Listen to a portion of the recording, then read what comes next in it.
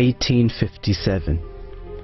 The Mughal Empire, which once covered the vast Indian subcontinent, was reduced to just Delhi itself. A once proud people, now servants to a foreign power. In a last attempt to seize power from the British, factions of the Hindu and Muslim population of India unite against the East India Company. There were calls of jihad by many Muslim leaders. Thousands of sepoys rebelled against their masters. But it was all in vain. Defeated, humiliated, divided, the Muslims of India were more vulnerable than ever. As the ruling nation of that time, the Muslims received all the blame for the mutiny. The Muslim aristocracy lost its power. They were ousted from the government. They lost their jobs. Socially outlawed, the Muslims were an easy prey. The early 1800s saw a mass influx of Christian missionaries from all over the world into India to convert the masses into Christianity. With the weakened and helpless state of the Muslims after the mutiny, the evangelists had the perfect chance to put their plan into motion. عیسائیوں کا خیال تھا, عیسائی پادریوں کا یہ خیال تھا کہ اسلام جو ہے وہ تلوار کے زور پر پھیلا ہے اور مذہب اور ریاست کے جبر سے قائم رکھا گیا ہے. جب پہلی بار مسلم اقتدار جو ہے ہندوستان میں ختم ہوا تو وہ بالکل بےتاب ہو گئے کہ کس طرح ان کے ذہن میں تھا کہ اب یہ وہ طاقت اٹھ گئی ہے تو اب یہ لوگ جو ہیں دوبارہ ہم ان لوگوں کو کرسچن بنا سکتے ہیں. تو 1813 میں انہیں اجازت ملی تو انہوں نے اپنے مشنری جو سینٹر تھے وہ جگہ جگہ قائم کرنے شروع کر دیے اور 6 کروڑ کتابیں, حضرت مسیح موعود کی کتاب البلاغ میں لکھا ہے کسی بشپ کے حوالے سے کہ 6 کروڑ کتابیں لکھی گئیں, آدھی اسلام کے خلاف تھیں اس میں, اور انہوں نے حضرت صلی اللہ علیہ وسلم کی ذات اقدس پر بیجا اور غلط الزامات اور اس طرح زبان ایسی انڈیسنٹ یوز کی, اس طرح کے الزامات لگائے. اور ایون کرسچن جو تھے پادری وہ یہ کوشش کرتے تھے کہ مسلمانوں میں جو ہے اگنوسٹسزم اور ایتھیزم جو ہے وہ پھیل جائے. وہ یہ نہیں برداشت کر سکتے تھے کہ یہ مسلمان رہیں چاہے وہ دھیریہ ہو جائیں. Converting the entire Muslim population of India was just the beginning. Their plans were a lot more disturbing. In one of their statements, it is also on record that they said that our purpose is to convert the whole of India into a Christian India. And after that they said that next to that we are aiming to move towards Arabia. And so much so that one of them is on record to say that we are ultimately going to raise the banner of Christianity on the holy Kaaba in Mecca. So that was their intention. What made the situation worse for the Muslims was that the Christian missionaries were using elements of Islamic belief against the Muslims. They were defenseless. جب وہ مسلمانوں میں یہ عقیدہ تو قائم تھا حضرت عیسیٰ آسمان پہ زندہ ہیں اور ہندو گو کے کسی اور کو نہیں مانتے تھے, مسلمان مانتے تھے, ان کو پیغمبر بھی مانتے تھے. مسلمان جو تھے وہ سچویشن یہ تھی کہ انہوں نے حضرت عیسیٰ علیہ السلام کے ساتھ ایسی خصوصیات جو ہیں وہ ان کے ساتھ مخصوص کر دی تھیں, ان کو منسوب کر دی تھیں کہ وہ جس سے ایک طرح سے خدائی کا رنگ میں ان میں نظر آ گیا تھا. تو اب ان کا پولیٹیکل غلبہ بھی تھا, پورے دنیا پہ گلوب پہ وہ چھا گئے تھے اور انہوں نے یہ کہنا شروع کر دیا کہ یہ ایکچولی جو مسلمانوں کے زوال کی اصل وجہ ہے وہ ان کا مذہب ہے کہ وہ جدید تقاضوں کا ساتھ نہیں دے سکتا, اس وجہ سے یہ لوگ زوال میں ہیں اور ہماری کامیابی کی بنا یہ ہے کہ ہم عیسائیت ایک ترقی یافتہ مذہب کے ساتھ وابستہ ہیں. انہوں نے جو حربہ استعمال کرنا شروع کیا, انہوں نے یہ حربہ استعمال کیا کہ دیکھو اگر تم سچے ہوتے تو حکومت تمہاری ہوتی, ہمارا حال دیکھو, ہماری حکومت پہ دنیا میں سورج نہیں ڈوبتا, ہماری حکومت پر روس کا زار جو ہے وہ عیسائی ہے, جرمنی عیسائی ہے, ساری دنیا جو عیسائی ہے، امریکہ جو ہے وہ عیسائی ہے، ترقی صنعت و حرفت میں جہاں ہو رہی ہے وہ ہم کر رہے ہیں، تم سچے ہوتے تم یہ کر رہے ہوتے. Of all Muslims, it was the youth and the students who were facing the biggest dilemma. Not only was their faith in question, but their whole system of education was made redundant. The youth were losing all hope in the religion of their forefathers. ہمارا جو نظام تعلیم تھا وہ Greek تھا، اس کی بنیاد جو تھی وہ گریک تصورات پہ تھی، اور جب گریک تصورات جو ہیں وہ چیلنج ہو رہے تھے نئی ڈسکوریز کے نتیجے میں، تو ہمارے عقائد پر بھی جب ہمارے نظام تعلیم اور ہمارے کائنات کے متعلق تصورات پہ زد پڑی، وہ غلط قرار پائے، تو اس نوجوان نے یہ سمجھنا شروع کیا تھا اس کا مطلب ہے ہمارا مذہب بھی، اس کی بھی بنیاد جو ہے وہ کوئی مضبوط بنیاد نہیں ہے. یہ چیزیں تھیں، یہ چیلنجز تھے جس کی وجہ سے ایک بہت بڑی جو تھی ایک مسلمانوں پہ ایک طرح سے مصیبت پڑی تھی. With the increasing threat of conversion, not just for the Muslims, but all the religions of India, the only defense they could adopt was to join Christianity in attacking Islam. But what they didn't know was that Christianity wasn't their biggest threat. یہ جو نئی روایت تھی secularism کی روایت، سب سے زیادہ اس نے نقصان پہنچانا شروع کیا. سیکولرزم کا مطلب یہ ہے کہ پہلے آہستہ آہستہ خدائی قوانین کی جگہ انسان کے بنائے ہوئے قوانین پبلک ریلم میں رائج ہو گئے، نظام تعلیم کو اٹھا دیا گیا، اور خدا کو اس کائنات کا جو نئی سائنٹیفک تھیوریز تھیں، نیوٹن کے لا تھے، وہ اس طرح پیش کر رہے تھے کہ کائنات ایک گھڑی کی صورت ہے، وہ چل رہی ہے، اس پہ خدا کی ضرورت نہیں، خدا کو ارریلیونٹ کر کے پیش کیا جا رہا تھا. تو یہ چیزیں بڑا رول پلے کر رہی تھیں. آریہ ہندوؤں کو یہ خیال پہ آیا کہ وہ بھی خطرے میں ہیں، انہوں نے خطرے سے بچنے کے لیے اسلام پہ اٹیک شروع کر دیے، اور اپنی ان کی جو مذہب میں یہ لکھا ہوا تھا جیسے کہ مادہ جو نہ پیدا ہو سکتا ہے، نہ پروڈیوس، نہ تباہ ہو سکتا ہے، تو انہوں نے کہا ہم تو پہلے کہتے ہیں مادہ قدیم ہے. تو اس طرح کی لے لو کے تھیوریاں انہوں نے اس پہ اٹیک کرنا شروع کر دیا.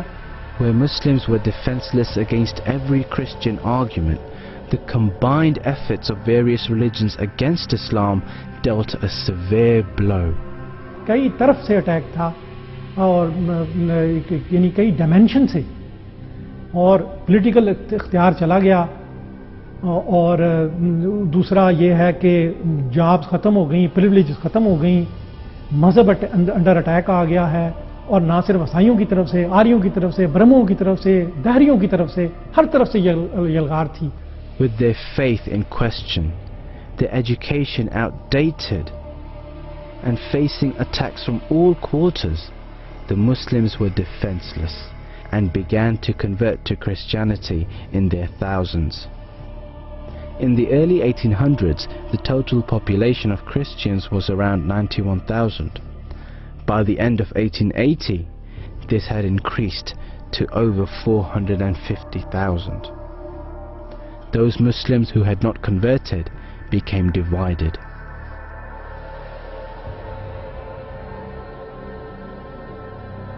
مسلمانوں کی پرابلم ایک ایسی تھی کہ مسلمانوں یعنی passing through this ideal Muslim community lost its comprehensiveness, اپنی اجتماعیت انہوں نے کھو دی. کچھ لوگ اس میں شریک ہو گئے کہ بھئی جو ہے مطلب ہمارا پرائیڈ ہے، ہماری بڑی روایات ہیں، ہم ان کو کیوں چھوڑیں، کیوں ترک کریں ان کو. کوئی بھی مسلمانوں میں ایسا نہیں تھا جو سامنے آتا اور اس لیے الغار کا مقابلہ کرتا. اپنے اسلاف پہ فخر تھا، شیروں کی طرح ان کو دیکھ چکے تھے، لیکن بھول گئے تھے کہ وہ شیر تھے کیوں. وہ شیر اس لیے تھے کہ ان کا خدا تعالیٰ سے ایک پیوند تھا، خدا تعالیٰ سے تعلق تھا، قرآن کو وہ سر پہ اٹھا کے پھرتے تھے.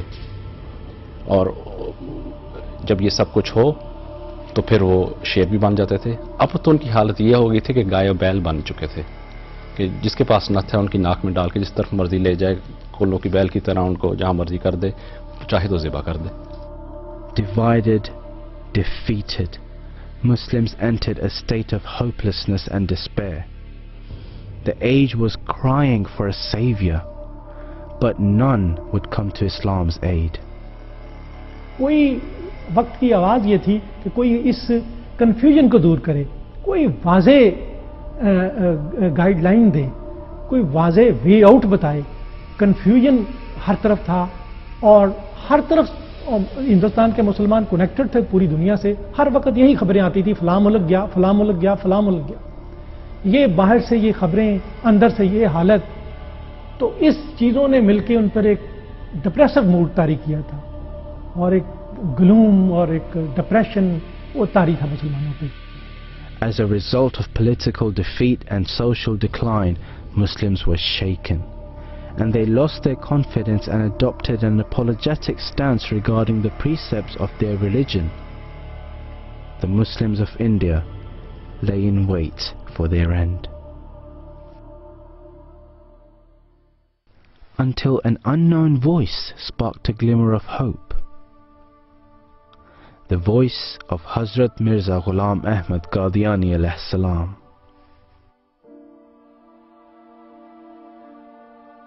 حضرت صاحب کو یہ اندازہ ہو گیا کہ اس نئے دور میں اگر ہم عقلی دلائل کے ساتھ اپنے مذہب کا دفاع نہیں کرتے تو پھر ہمیں اپنے دین کی خیر منانی چاہیے. انہوں نے یہ لکھا کہ وہ کتاب جو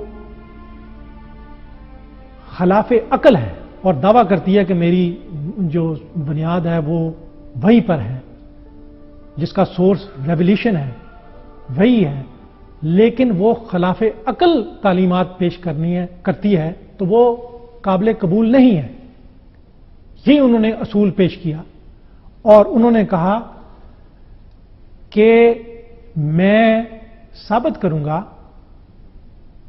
کہ اسلام کی جو تعلیمات ہیں, قرآن کی جو تعلیمات ہیں, بے نظیر ہیں اور عقل کے مطابق ہیں, فطرت انسانی کے مطابق ہیں, اور یہ قرآن جو دعویٰ کرتا ہے دلیل بھی خود دیتا ہے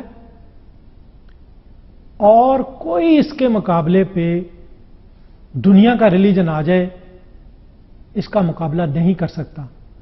تو انہوں نے عقلی بنیاد پہ جو اس زمانے کی ڈیمانڈ تھی, سائنٹیفک ایرا تھا, ہر بات کے لیے لوگ کہتے تھے کہ پروف دو, ڈیمانسٹریٹو پروف دو.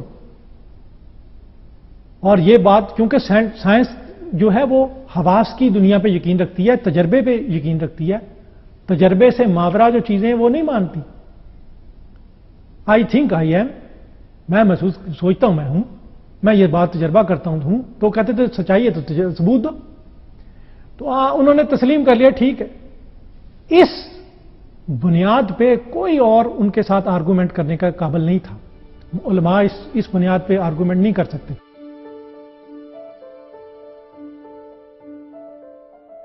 انہوں نے کہا خدا بولتا ہے, زندہ ہے, جیسے وہ پہلے بولتا تھا, جیسے وہ پہلے زندہ تھا. اور اس کا پروف کیا ہے؟ میں اس کا پروف دوں گا. جس کو چاہیے وہ میرے ساتھ آئے, میں اس کا خرچہ اٹھاؤں گا اور میرے پاس آ کے رہے. اگر نشان اسے نہ نظر آئے میں اس کی ہرجانہ دوں گا, پینلٹی دوں گا. کوئی نہ کوئی نشان جو ہے میں اسے نظر آئے گا, میرے ساتھ آ کے رہے ایک سچائی کے طالب کی حیثیت سے. تو یہ ثبوت انہوں نے دے دیا, عقلی دلائل دے دیے, اپنا اسپرچل ایکسپیرینس بطور تجربہ پیش کیا. اور اس وجہ سے ان کی یہ بات جو تھی وہ it was a whiff of fresh air in stifling environment of materialism. اور اس نے کمر توڑ دی. اور برہمو سماج ان کے چیلنج کے بعد, ان کی تحریروں کے بعد, ہمیشہ جو کہ مقبول تحریک تھی اس زمانے کی, وہ ہمیشہ کے لیے گم ہو گئی ماضی کے اندھیروں میں. The arguments presented by Hazrat Mirza Ghulam Ahmad of Qadian in the defense of Islam not only shocked the Christians, the Hindus and the Muslims, but rattled cages all over the Indian subcontinent. At the time when everything was secularized and religion was being interpreted in terms of rationality and God was presented as an irrelevant entity, Hazrat Mirza Ghulam Ahmad turned the table by presenting powerful arguments on the existence of God from the Holy Quran. No one dared to challenge him because he claimed to have communion with God. But where did he come from? حضرت مرزا غلام احمد 1835 میں پیدا ہوئے تو قادیان میں. حضرت مسیح موعود اسلام کی اپنی ولادت تھی 1835 میں ہوئی. آپ کے والد صاحب مرزا غلام مرتضیٰ صاحب. لیکن جہاں تک تعلق ہے آپ کے والد صاحب کے اور آپ کے بھائیوں کا، وہ سول سروسز کی طرف بھی رجوع ہوا اور ان کو آپ کے والد صاحب کی خواہش بھی تھی کہ آپ بھی سول سروس میں جائیں، حکومت کے محکمات میں کام وغیرہ کریں، اور شاید آپ کچھ عرصے کے لیے گئے بھی، لیکن پھر چھوڑ کے واپس آ گیا کہ یہ میرے لیے نہیں. کیونکہ آپ کے ہمیشہ سے جو آپ کا رجحان تھا وہ دینی تعلیم کی طرف تھا. شروع میں یہ حضرت صاحب کی عادتیں ایسی تھیں کہ بعض لوگ دیکھ کے کہتے تھے کہ یہ جو بچہ ہے یہ کوئی ولی اللہ ہے، اور اسٹڈی میں زیادہ تر ابزارو رہتے تھے، کتابیں پڑھتے. والد صاحب بعض اوقات کہتے تھے کہ صحت کا خیال رکھا کریں. پھر اس کے بعد آپ کوئی باقاعدہ تعلیم تو نہیں اس طرح حاصل کی، لیکن مختلف اساتذہ سے آپ نے فارسی، عربی وغیرہ بھی پڑھے. لیکن زیادہ تر جو اللہ تعالیٰ نے آپ کو علم عطا کیا وہ پہلے تو وہی علم ہے جو آپ نے خود پڑھا، لیکن آپ خود جس کی ایک جگہ خود کہتے ہیں کہ جو میری حالت بڑھ گئی ایک رات میں اللہ تعالیٰ نے بدل دی. اور ہمیشہ اسی بات پہ ساری کتب میں ہر چیز میں آپ نے اسی بات کو انڈرلائن کیا کہ جو اصلی تعلیم اور جو اصلی سورس آف نالج ہے وہ اصل میں الہام ہے جو خدا تعالیٰ خود عطا کرتا ہے. اس طرح یہ کہا جا سکتا ہے کہ ایک شخص جو گاؤں میں بیٹھا ہے وہ اس کا علم لدنی ہے، اور رسپانس جو دیا ہے انہوں نے اس گاؤں میں بیٹھ کے کہ دنیا کا جو بہت بڑا مورخ ہے آرنلڈ ٹائنبی، اس نے اس موومنٹ کو یہ دیکھا ہے کہ یہ مستقبل میں جو روحانی ویکیوم ہے، اسپرچل ویکیوم ہے، اس کو کور کر سکتی ہے یہ موومنٹ. اتنا بڑا رسپانس ہے ان کا. Agnosticism, skepticism and atheism were the rule of the day. The Muslim youth were being educated under the influence of Western civilization and culture. Hazrat Mirza Ghulam Ahmad realized that these new changes had set a stage for future intellectual discourse in a way that mere citation from Islamic sources would be useless unless it was supported by strong, rational arguments. He suggested from the Holy Quran that the teachings of the revealed book must not conflict with any law of physical nature. And so in 1880, he published his epoch-making book titled Barahin-e Ahmadiyya. براہین Ahmadiyya کے بارے میں یہ ہے کہ اس نے دشمن اور دوست دونوں کو حیران کر دیا. یہ ایک طرح سے اس طرح کہ مذہبی دنیا میں جتنے بھی مذاہب تھے ان کے تمام، کیونکہ ان کو خطرہ تھا سیکولرزم سے، ان کو خطرہ تھا دہریت سے، سب نے یہ اس کا استقبال کیا کہ یہ جو شریف و نفس لوگ تھے کہ مذہب کے حق میں، ایکچولی اسلام مذہب ہی ہے نا، مذہب کے حق میں یہ آئی ہے اور اس کا کوئی آرگومنٹ نہیں اس کے ساتھ کر رہا، تو سب نے اس لحاظ سے اس کا براہین احمدیہ کا استقبال کیا ہے. اور اس کے علاوہ تو کہتے ہیں کہ ہی ٹک دم بائی سرپرائز، کہ اپنے ان کے دشمنوں کو ان کو سمجھ نہیں آئی. They became dumbfounded, perplexed, nonplussed, کہ کس طرح اس کا جواب دیا جائے اس چیز کا. اور کس طرح اس کے بعد یعنی یہ حضرت صاحب نے ایسی حجت ثابت کی اس دور میں. ایک دو بندوں نے کہا کہ ہم کرنا چاہتے ہیں اور حضرت صاحب بطور مبلغ اسلام اسٹیبلش ہو گئے. Dumbstruck by the forceful arguments set out in this book, not a single attempt was made by the enemies of Islam to refute it. In fact, they found that it would be impossible to do so.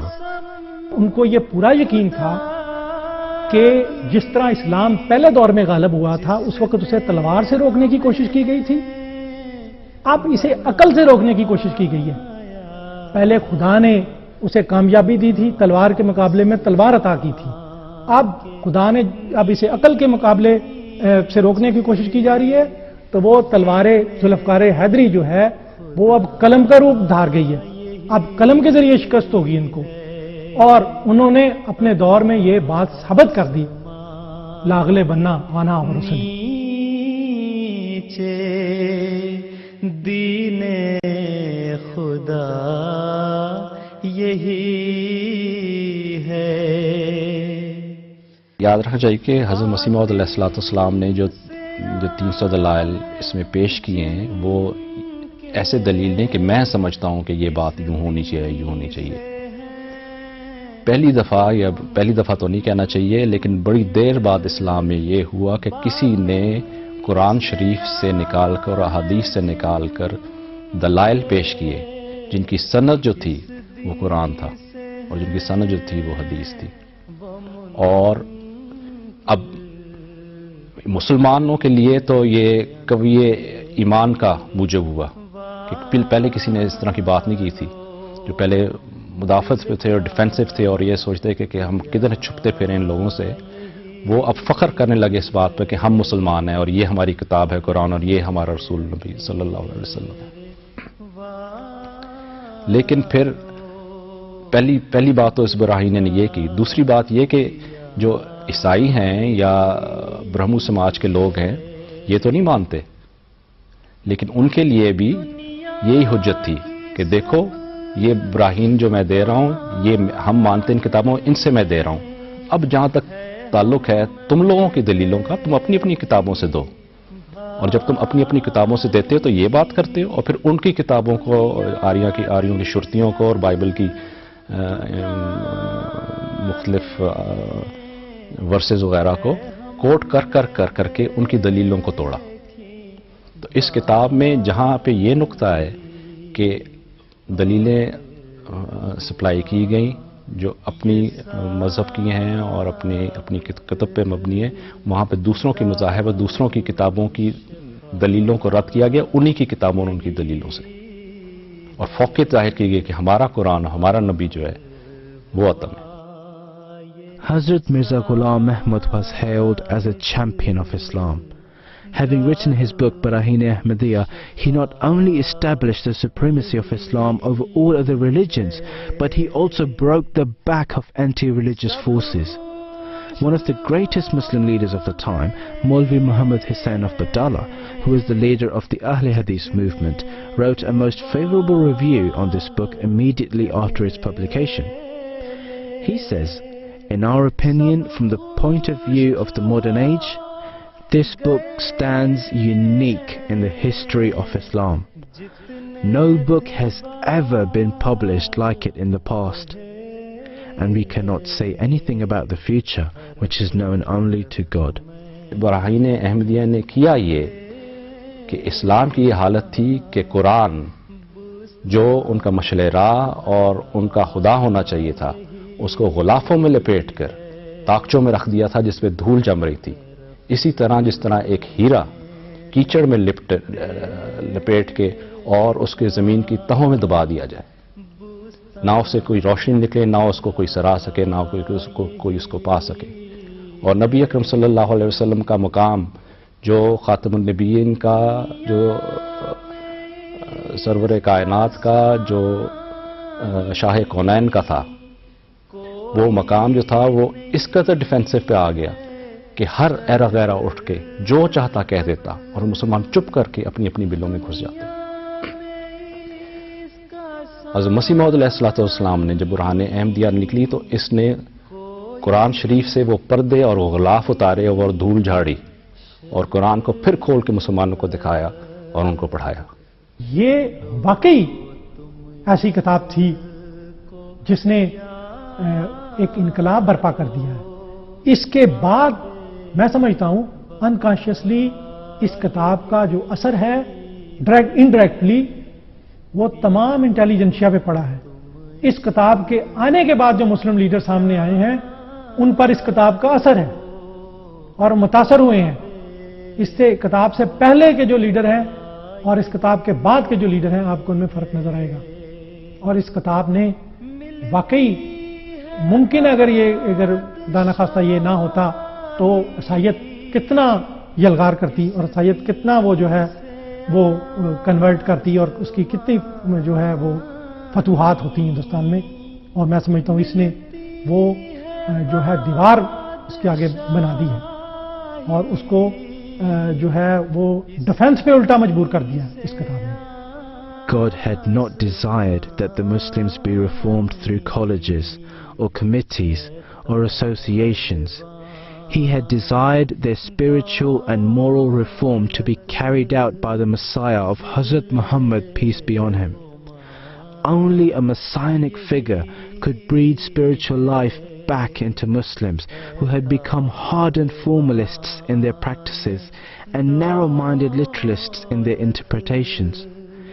In one of Islam's darkest hours, Hazrat Mirza Ghulam Ahmad, the promised Messiah, emerged as a beacon of truth and a defender of faith.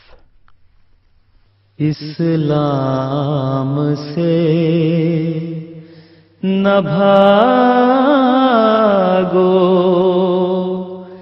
راہ خدا یہی ہے